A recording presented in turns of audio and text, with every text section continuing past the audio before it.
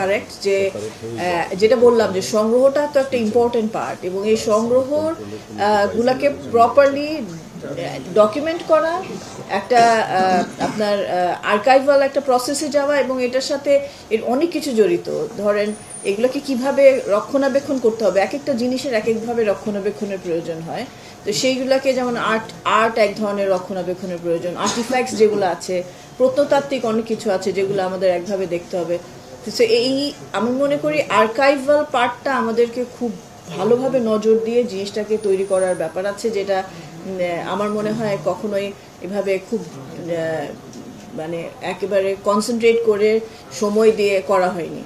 তো এটা যেটা বললেন এটা একেবারেই সত্যি, এবং আমি নিজেও গিয়ে দেখেছি আর্কাইভে আপনার ওদের যে রিজার্ভ কালেকশনগুলো আছে সেই রিজার্ভ কালেকশনগুলো প্রপারলি যে ধরনের হিউমিডিটি কন্ট্রোল, যে ধরনের টেম্পারেচার কন্ট্রোল লাগে, যেভাবে এগুলাকে প্রপারলি রাখার প্রয়োজন হয় স্টোরেজের, সেভাবে করা নাই। তো এই জিনিসগুলো দেখতে হবে।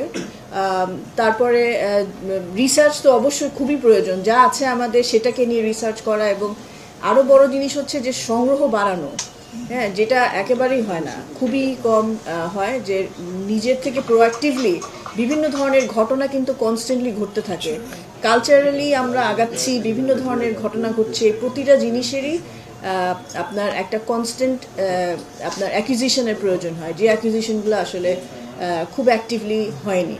সো ওগুলো কিছুটা জোর দিতে হবে, এবং পাবলিকেশন, রিসার্চ এগুলোতে আমি মনে করি যে অবশ্যই জোর দিতে হবে।